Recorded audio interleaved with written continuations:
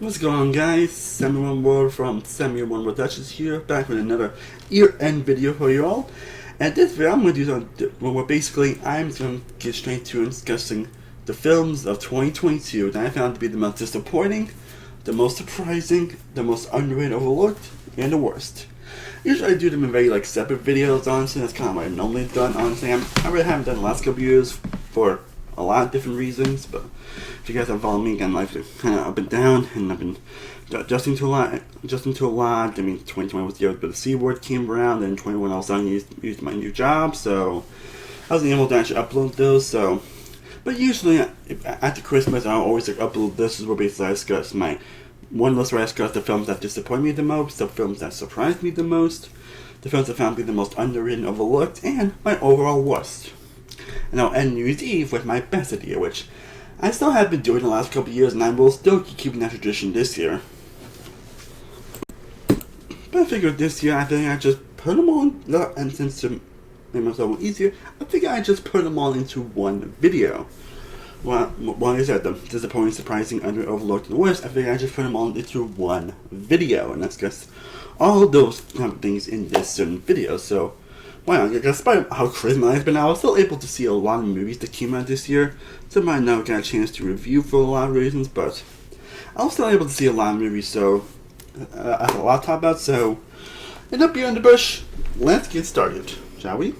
First up is the most disappointing. The films that I was excited for in one way or another, whether it be from the cast, the franchise, the people involved, or the trailers, but in the end, they just let me down. And again, disappointment does not mean bad. Yeah, except for one of these movies, I don't think any of these movies are down bad. They're just films that I wish could have been better. And that happens unfortunately in every year, where you're excited for one thing, and then it lets you down. And that's what happens. And that's can be things that with movies, and it happens every year. And there definitely were 10 movies that, as a whole, did disappoint me. So let's just get straight into it. At number 10 is Men, the latest film from Alex Garland, which is, of course, the guy who did Ex Machina and Annihilation, which are two of my favorite sci-fi movies of 2010, so that alone got me excited for it. Well, I enjoyed Men as a whole. I don't think it's a bad movie, personally, like some people claim it to be. I can't deny that it was disappointing, mostly because it sticks to that biggest pet peeve of saying, women bad, well, women good, men bad. Like, I don't have a problem when people do female empowerment stuff, obviously. I don't have a problem with that at all, honestly. It's just, my problem is basically when they try to make men look stupid to make them look terrible to make women bad. But 2019 especially was the worst example of that, and, well, that's kind of died down recently. And on that, there's still some examples, and while this isn't the worst offender of that, it does unfortunately bring the film down for me. Again, you do get a great performance from Jessie Buckley here, who's a incredible underrated actress nowadays. I'm glad she's getting more recognition. The music and cinematography are fantastic. There are enough positives, so I wouldn't say it's a bad movie by any means. Which, explaining the director, I just expected more. And that's something like you said for my number 9. Sorry, saying myself my number 9, and that is 3,000 Years of Longing, which is the latest from George Miller. I believe his first movie after Mad Max Fury Road. Correct me if I'm wrong here.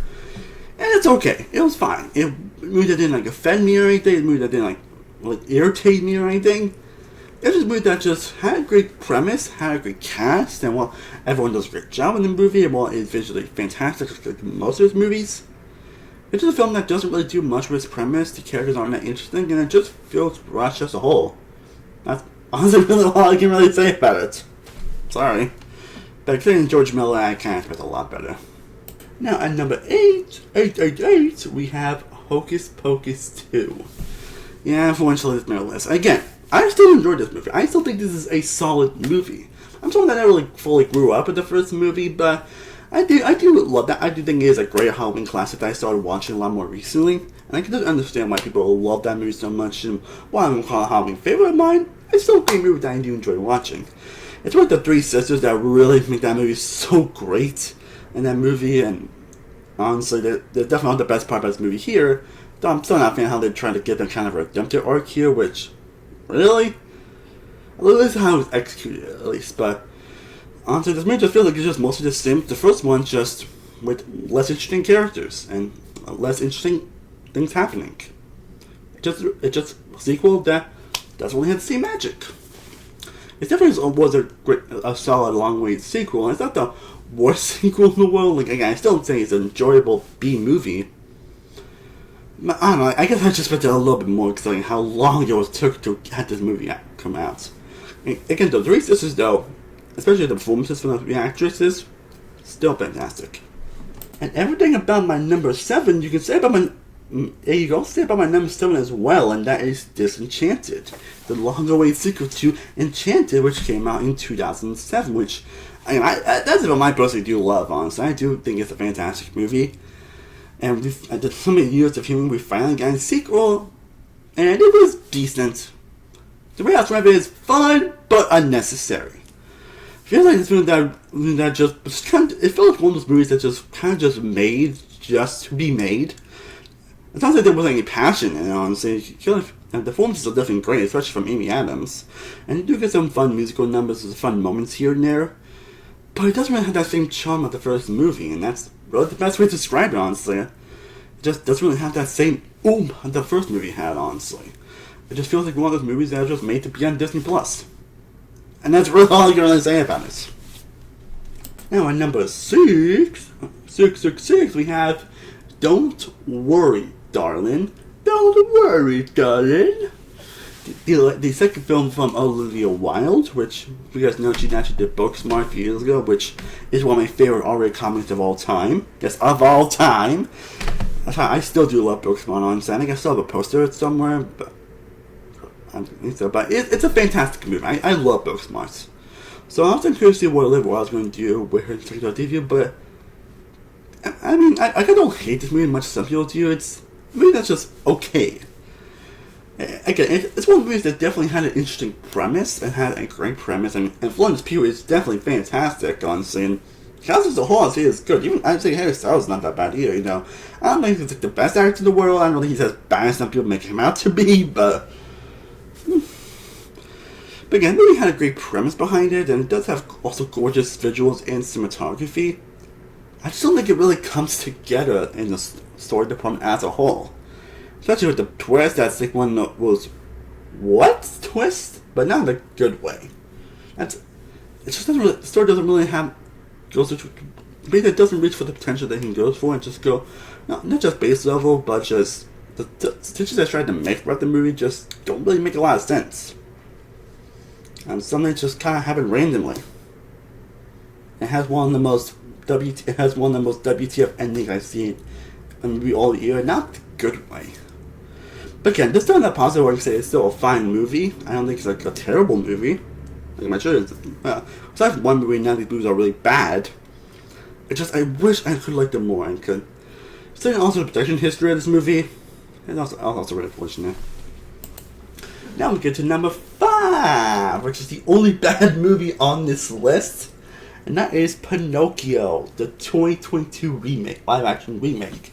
Again, I did see the animated version. I think I did a little short video on it, upload here, and I think it's one of the best movies of the year. You definitely see that movie on my spoiler. You will see that movie on my best list. And I did not see the one with Pauly Shore because why would I? I'm someone that honestly enjoys the Disney live action remakes a little more than most people.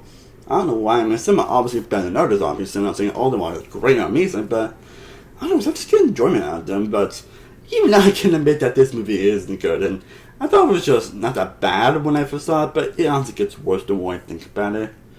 It's really not a good movie at all, honestly. If this is the definition of what everyone says, that why is this movie made? Why are we getting a live action movie of Pinocchio? And again, I love the original Pinocchio, and this movie just, it feels like a more beat by beat movie with just some odd things that really don't make any sense to the actual story or what they're trying to go for here. And without getting spoilers, this movie is the the worst ending I've seen in 2022. I am not making that up. If you've seen the movie, you guys know what I'm talking about. But yeah, unfortunately, this movie wasn't good. Now, number 4, we have Samaritan. The super movie done by the superhero movie starring Sylvester Stallone, who is obviously one of the best actors ever. Again, look at the earning of on this guy. I am in for. He's also one of my favorite actors of all time, and him being in a superhero movie with an interesting premise, like, this could have been an actual success, and honestly, and the trailers definitely look intriguing. Again, I enjoyed the movie as a whole, but I wish I liked it more. It just feels like a simple base level superhero movie with one of the most predictable twists I've seen in quite some time. And that's all I can really say about it. Sorry, some of these movies I'm not have a lot to say about, but that just goes to you. But it's a solid movie as a whole, but I just wish I liked it more. Especially in here with superhero movies. Especially in here with superhero movies are pretty much everywhere nowadays. Now it feels like we're getting all the time. It just doesn't really stand out. Now on the top 3, and number 3, we have, unfortunately, Lightyear. Yes, one of the recent Pixar movies is on my most disappointing. Again, if you follow my channel for a while, you guys will know that I love Pixar. I adore nearly every movie they make, and a lot of them are my all-time favorite movies. Not just animated movies, but films, period. There's honestly still not a movie I dislike. You know, there are a few I do not like in general. There's a lot of anything I thought here, and again, I still think this is a solid movie.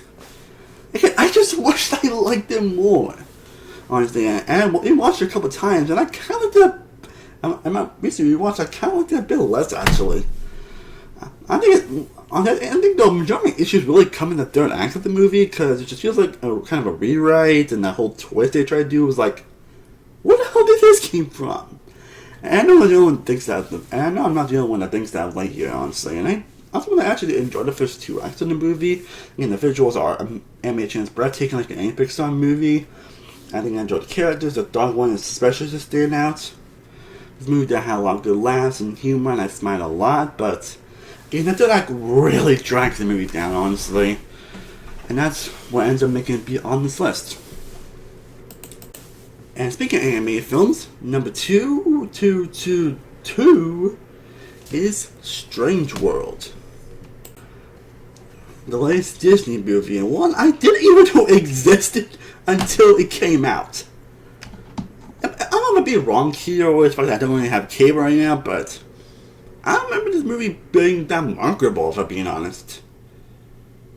Like, I'm pretty wrong here, but I didn't know the movie existed, and it felt like it wasn't even that remarkable, honestly, and that's fortunate to see from a Disney movie. As movies as a whole, though, it was okay. It's definitely not one of the bomb-the-barrel Disney movies, but it's definitely not one that's like, oh my god, this is amazing. It's just mid. That's fortunate, because again, like in most of you on the list, it had a good premise, it had a good world building, and you do get some fantastic voice work in this movie as well, and you do get some interesting characters that, and they were developed enough, they could have been interesting, but that's the problem. Everything just feels underdeveloped, and it feels just not explored enough, and that's the best way I explain the movie. A movie that had a lot of great ideas, they just weren't really explored, and it makes the movie just kind of just, I mean, it's fine, it's not like a movie that's going to get angry, but I just wish I liked it more. But now, my number 1 most disappointing film of 2022 is Halloween Ends. Despite me not being like a huge Halloween fan, honestly, I think like 4 or 5 movies, and one of these movies that I actually enjoy. But again, I'm the one that actually does love the 2018 Halloween movie, honestly, and though Kills have kind of gotten less for me the more I watch it, I'm still curious to how they're going to end this trilogy, and how they're going to end the Laurie and Michael Myers storyline. And if you guys see this movie, you guys will know why this movie is on here, or why it probably would be on here. But it just feels a lot different. It's a movie that's just, this is one of the most riskiest movies I've seen in quite a while. But it's just because you're taking risk doesn't mean everyone's gonna like it. And unfortunately, I'm one of those people. Again, I don't think Halloween Ends is a bad movie. It's not in the slightest, honestly. It's a decent to mixed bag movie, in my opinion, honestly. Honestly, there definitely are some things to enjoy and even love about this movie, honestly, especially Like, especially what they tried to explore with Laurie here, and I don't even mind the Corey cast as a whole, honestly. You know, I'm not huge on how the character ends. I definitely admire what they were trying to go for here, honestly. But I don't think it really hits, and for a film that's supposed to be the end of the Michael and Laurie storyline, that was hugely marketed in the trailer, mind you. The fact that they only explored that in like the last 15 minutes of the movie. And in fact, they say that this wasn't really the plan that they had with this movie, yet you marketed it in the trailers. I know that probably isn't new at this point, but seriously? That's why people still get pissed off by that, honestly. And again, I don't mind the risks they tell, or even the messaging that they tell, honestly. But you could have done it a more interesting way, and not that way, you could have one of the most anticlimactic endings I've seen in quite some time. And all those reasons for me is why Halloween Ends is my #1 most disappointing movie of 2022. But now we get to the 5 movies that genuinely surprised me the most. Films that I didn't think I was going to be that great, or films that ended up being as better as I expected them to be, or films that I wasn't excited one way or another, and they're like, oh my god, this is actually good. And then we got about 5 movies on this list that genuinely surprised me, with the honorable mentions being Violent Night, the Bob's Burgers movies, Fantastic Beasts, The Secrets of Dumbledore, Hustle, and Scream. Now coming in number 5 is Smile. A film that I wasn't expecting to actually really enjoy as much as I have, honestly, because, I mean, it's a movie about woman Smile that kind of was taken out through there. Well, it's a film that definitely is cliched in a lot of areas and has a lot of those jump scares.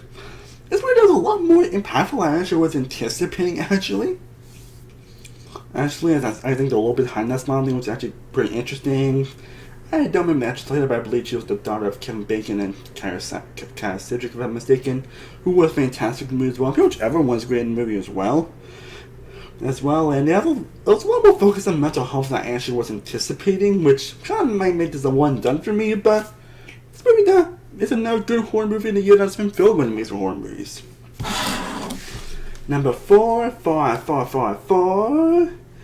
is A Christmas Story Christmas, the long-awaited sequel to Christmas Story. Here's what's going to be in that popular opinion, actually.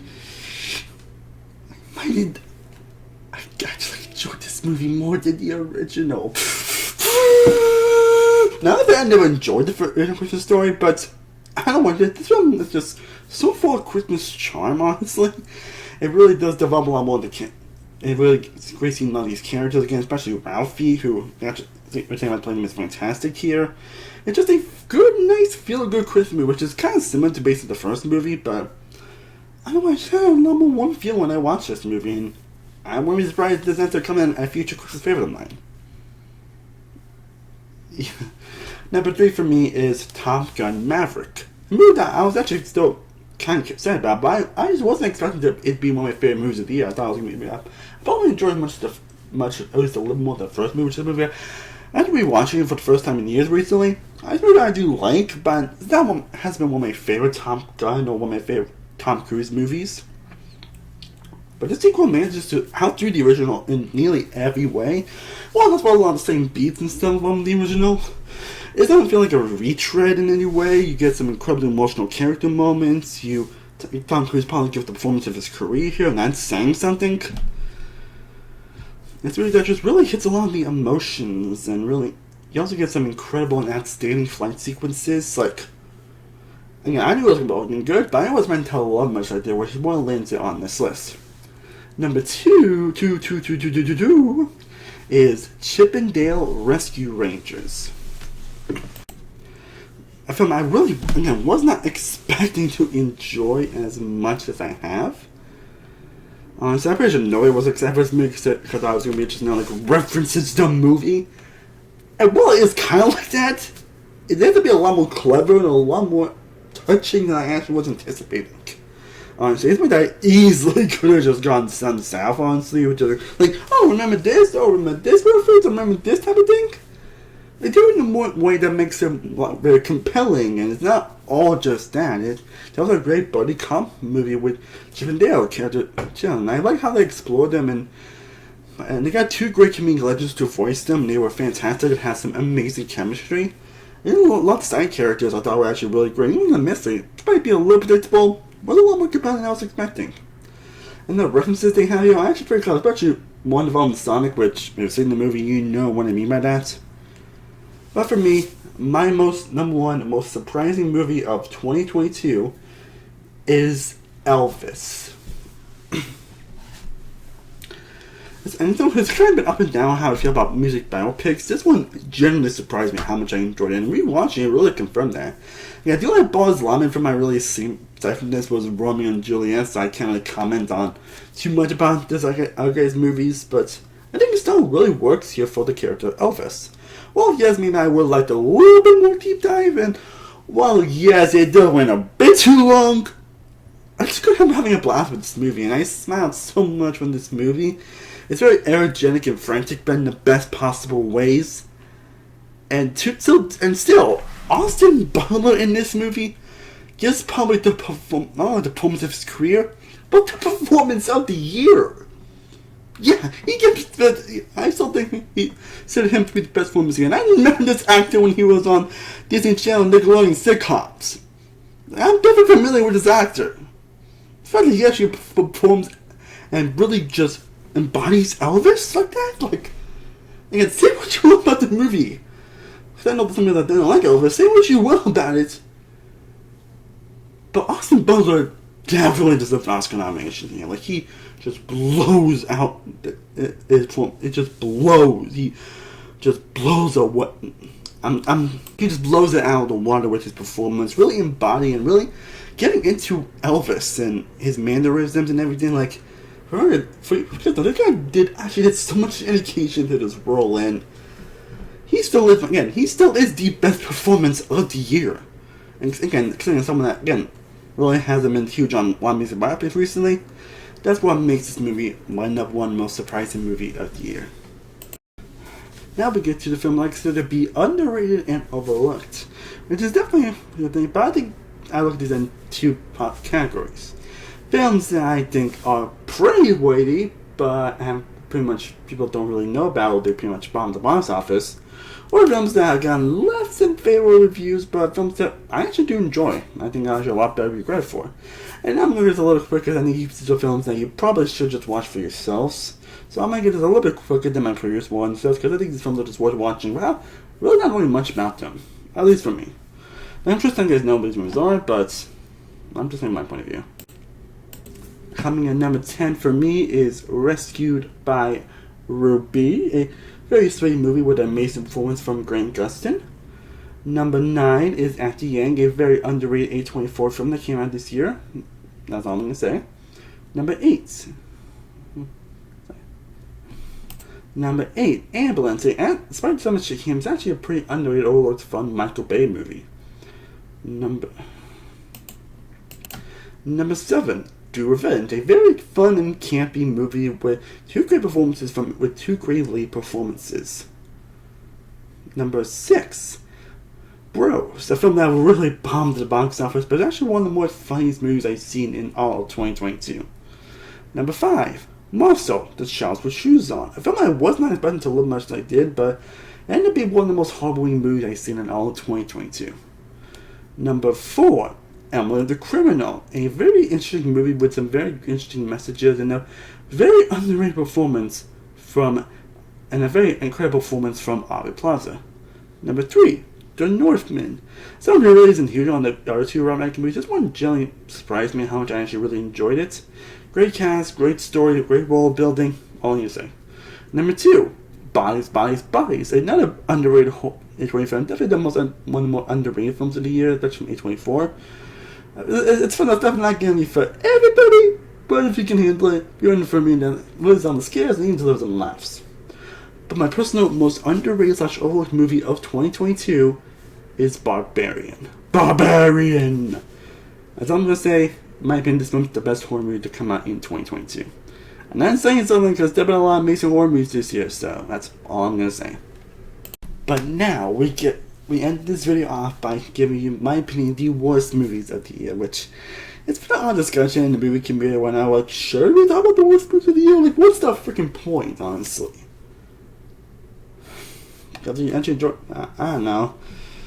I can definitely see why people would not want to talk about the worst movies they saw this year, because I think it just spreads negativity and doesn't want to hate films, which is definitely understandable, honestly.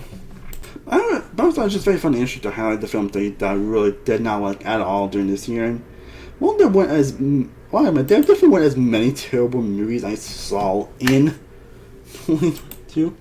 Honestly, I think I only give like 5 general else, and those are the films I'm really going to talk about. My honorable mentions being Morbius, The Invitation, Amsterdam, The Munsters, and Tall Girl 2.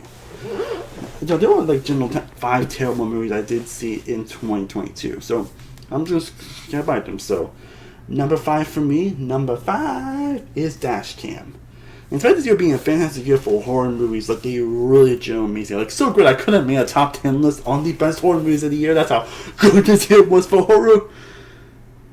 But there definitely were a few stingers, and this was one of them. And there's also no one's giving this list spoiler, but Dashcam was terrible. Terrible characters. Especially one character that acts like a freaking Karen, like a little Karen.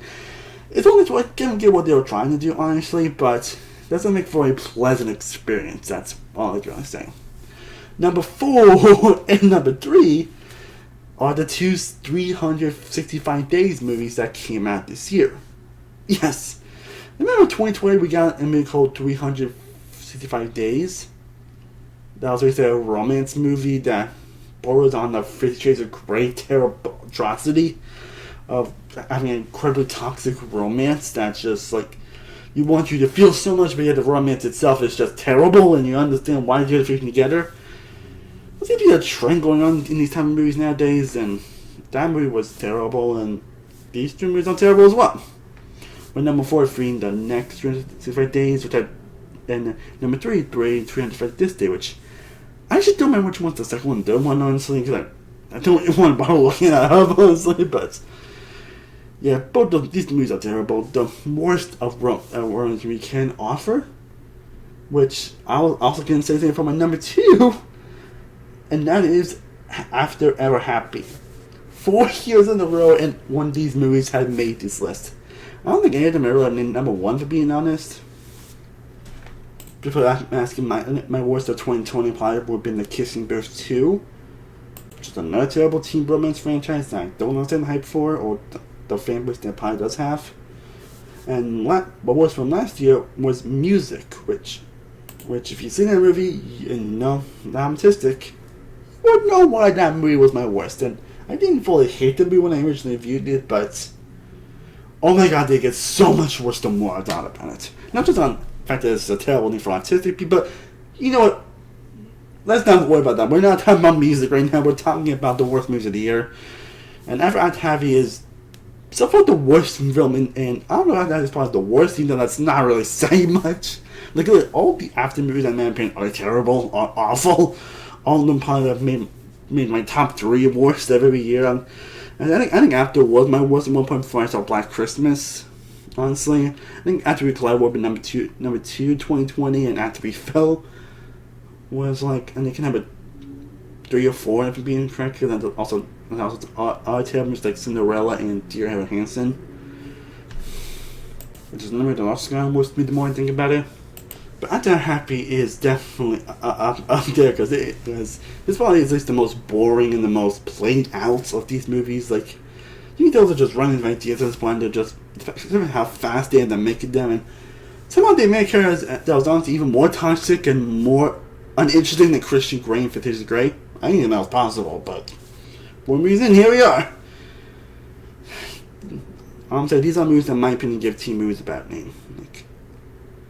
But somehow that wasn't the worst movie of the year. So for me, my number 1 worst movie of 2022, and it pains me that to do this, is Jeepers Creepers Reborn. I say that because I love the first Jeepers Creepers. It's one of my favorite movies of all. This personally is one of my favorite horror movies of all time. Honestly, it's me that it gets better the more you watch it. And while the sequel isn't as good, it's still a pretty damn good sequel. And I actually did recently watch the 3rd one for the first time. And it was bad. It was bad. But somehow this movie was goddamn way worse. They go for a lot of the terrible whole cliche, especially with the whole cult thing. I was like, you're going this route, really? You get terrible directing, terrible and uninteresting and want no characters, terrible scares, and the way they decided to treat the creeper here, like, oh my god. If you've seen the movie, you probably will not choose Who's Born is my worst movie of 2022. Well guys, I hope you enjoyed me discussing my most disappointing, my most surprising, my most underrated, and the worst films of the year so far. I would love to know what are yours down below in the comment section. Well, let me know what films that you were disappointed with the most, the films that you were surprised by the most, the films that could be the most underrated, and the films that you pretty much disliked the most this year. And again, New Year's Eve I will still be doing tradition I've been doing pretty much since I started this channel. And so every New Year's Eve, I give my top 20 best movies of 2020. And I'm actually very excited for that list. Actually, I did see a lot of amazing movies that came in despite the shitty year that was 2022. So stay tuned for that. And I'll also give you guys a few updates on what's to come from my channel next year. So I will see you guys then. And I will see you next time. Peace.